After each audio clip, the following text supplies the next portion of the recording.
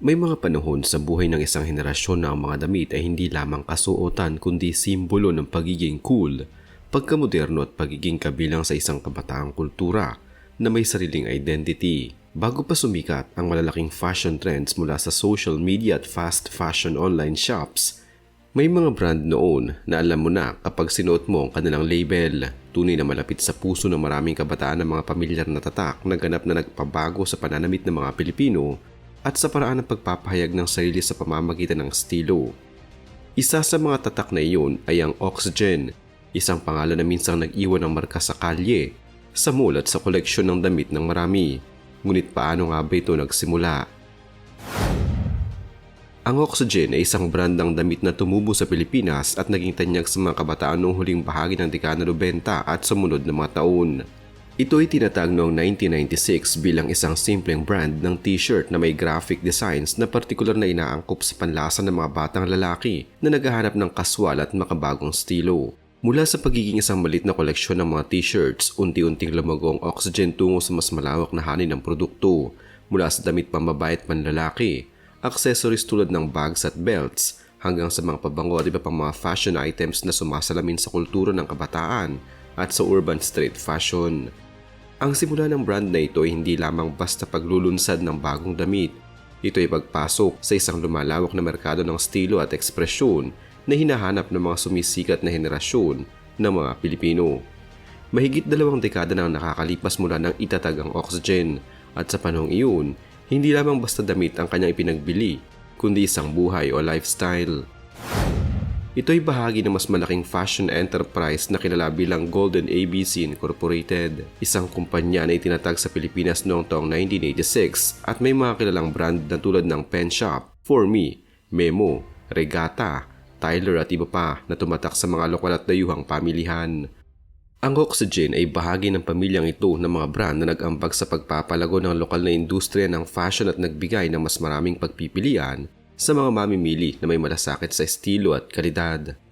Bagaman hindi gaanong detalyado ang mga sanggunian tungkol sa kung sino mismo ang nagsimula ng Oxygen at eksaktong kung sino ang may-ari nito sa pangalan, malinaw na ang pagunlad at patuloy na operasyon nito ay nakapaloob sa pamumuno at pangangasiwa ng Golden ABC Incorporated, kasama ang mga taong may pananagutan sa pagbuo ng brand sa ilalim ng kanilang korporasyon.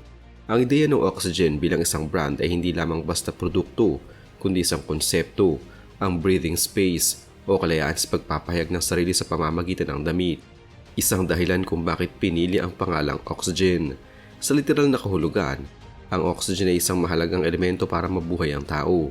Sa larangan ng fashion, ito ay simbolo ng pagiging malaya, dynamic at laging fresh o sumusunod sa uso.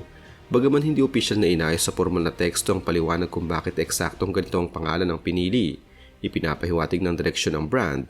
Ang layon nito magbigay ng sariwang hangin sa mundo ng street fashion at youth culture. Sa mga unang taon nito, ang Oxygen ay nakakita ng mabilis na pag-angat sa merkado. Ang estilo ng brand ay inspirasyon ng kaswal at laid-back street style na labis na tinangkilik ng mga kabataan at mga taong nasa hustong gulang na at may malayang pananaw sa sarili nilang fashion identity. Ang kanilang mga disenyo ay madalas itinuturing na edgy, kaakit-akit at modernong interpretasyon ng uso na may hilig sa mga graphic prints, relaxed fit at simpleng mga cut na madaling idagdag sa personal na koleksyon ng damit. Ang ilan sa mga pangunahing koleksyon ay nagpakita rin ng impluensya mula sa musika at pop culture na lalong nagpalalim ng koneksyon ng brand sa mga kabataang gustong ipakitang personalidad sa pamamagitan ng kasuotan. Sa pagdaan ng mga taon, ang Oxygen ay nakipagsabayan sa mga pagbabago sa industriya ng fashion sa Pilipinas. May mga pagkakataon na nakipagtulungan ng brand sa mga kilalang pandaigdigang pangyayari at personalidad. Halimbawa, noong taong 2010, nagkaroon ng koleksyon at kolaborasyon ng Oxygen na may temang musika, kung saan ng brand ay nakipagsosyo sa mga musikang event at sa mga entitying tulad ng Billboard upang maglunsad ng mga disenyo na sumasalamin sa inspirasyon ng rock at hip-hop culture. Ang mga ganitong inisyatiba ay hindi lamang nagpalawak ng abot ng brand kundi nagbigay din ng bagong dahilan para kilalanin ang Oxygen bilang simbolo ng lifestyle ng kabataan at ng sining ng musika sa moda. Bagaman ang kasikatan ng Oxygen ay malakas sa mga unang dekada ng 2000s at 2010s, hindi na ito ganoon kasigla sa merkado sa huling bahagi ng dekada 2010 at pataas. Ang pagsulpot ng mas maraming global at online fashion brands, pati na rin ang mabilis na paglaganap ng fast fashion mula sa mga international players tulad ng mga tindahan sa social media o e-commerce platforms ay nagdulot na mahigpit na kompetisyon. Marami sa mga mamimili ngayon ang naghihikayat na mas mura at mas mabilis na uso ng damit na mas madaling ma-access sa digital na pamilihan. Dahilan upang ang tradisyonal na mga brand tulad ng Oxygen ay mawala ng dating lakas at prominensya sa mataas na kompetisyon sa retail. Ito ay isa sa mga kadahilanan kung bakit tila humina ang karisma ng brand kumpara noong una itong sumikat. Ang paglipas ng panahon ay nagdala ng mga bagong henerasyon ng mga mamimili na may iba't ibang pangailangan at interes sa fashion. Ang ilan sa mga negatibong reaksyon ng mga mamimili sa kasalukuyan, batay sa mga opinyon ng mga gumagamit ng social media at iba pang plataporma, ay may kaugnayan sa pagbago ng kalidad o estilo ng mga produkto mula sa Oxygen kung ikukumpara sa mga produktong kadalang sinalubong noong una. Ayon sa ilang opinyon, may bahagi ng merkado na nakaramdam ng pagbaba sa kalidad ng materyales at disenyo na salamin ng pagbabago sa dynamics ng fashion industry at sa iba't ibang alternate resources ng damit na available ngayon sa mas mababang presyo o mas modernong estilo. Bagaman hindi na kasing lakas at sikat ang Oxygen ngayon tulad ng panahon ng kanyang rurok, hindi ito ganap na nawala. May mga tindahan pa rin nagbebenta ng kanyang mga produkto at ang brand ay patuloy na bahagi ng portfolio ng Golden ABC Incorporated sa loob ng Pilipinas at pati sa ilang international na pamilihan kung saan ito pa rin na nakikilala bilang bahagi ng street fashion market. Sa ngayon, habang hindi na ito kasing dominanteng pangalan sa mundo ng fashion tulad ng dati, mayroon pa rin mga tapat na taga-suporta at mga tindahan na nagpapatuloy ng operasyon ng brand.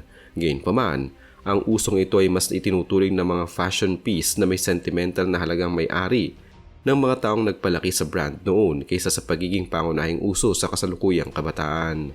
Sa paglipas ng panahon, kasabay ng pagbabago ng retail landscape sa Pilipinas, hindi rin naiwasan ng Oxygen ang mga pagbabago sa physical na presensya nito, partikular sa mga butik o tindahan sa loob ng mga mall.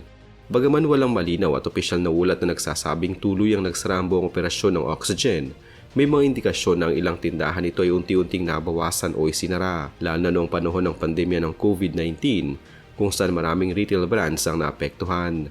Ang Oxygen kundi bahagi ng mas malawak na pag-a-adjust na industriya ng fashion sa Pilipinas kung saan maraming kumpanya nagbawas ng physical store at mas nagtuon sa online platforms.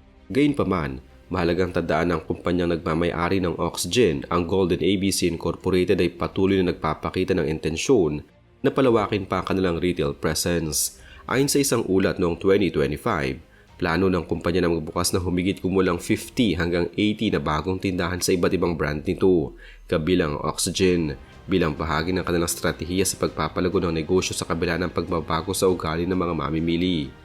Ipinapakita nito na kahit may mga nagsarang butik sa ilang lugar, hindi nangangahulugan na tuloy ng huminto ang operasyon ng brand. Sa halip, ito ay bahagi ng restructuring at pag-aangkop sa bagong sistema ng retail.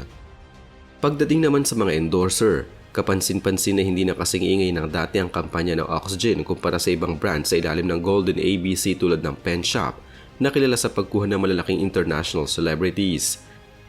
Sa ngayon ay walang malinaw na ulat o opisyal na anunsyo para sa isang pangunahing celebrity endorser ng Oxygen ngayong taon. Sa halip, mas nakatuon ang brand sa paggamit ng lifestyle campaigns, collaboration at digital content kaysa sa pagdepende sa iisang mukha lamang. Ang ganitong strategiya ay nagpapakita ng pagbabago sa marketing approach mula sa traditional na celebrity endorsement tungo sa mas flexible at content-driven branding. Sa mga nakaraang taon, ang Oxygen ay mas kilala sa pakikipag-collaborate sa mga global at cultural entities tulad ng MTV at iba pang mga pop culture references kaysa sa pagkakaroon ng permanenteng endorser. Sa huli, ang Oxygen ay isang patunay ng ebolusyon at pagbabago sa fashion landscape ng Pilipinas. Mula sa pagiging simple ngunit makapangyarihang brand noong dekada 90 hanggang sa pagharap sa mas modernong mga hamon ng digital age, ang paglalakbay nito ay nakaugat sa mga pangarap ng kabataan na magpahayag ng sarili at tumuklas ng sariling identidad. Kahit na ang mga kasalukuyang estado ng brand ay hindi kasing sigla ng dati, ang mga alaala at impluwensya nito sa mga henerasyon ng mga Pilipinong fashion savvy ay patuloy na bahagi ng kasaysayan ng lokal na estilo at sining. Ang Oxygen sa isang banda ay hindi lamang damit na isinusuot.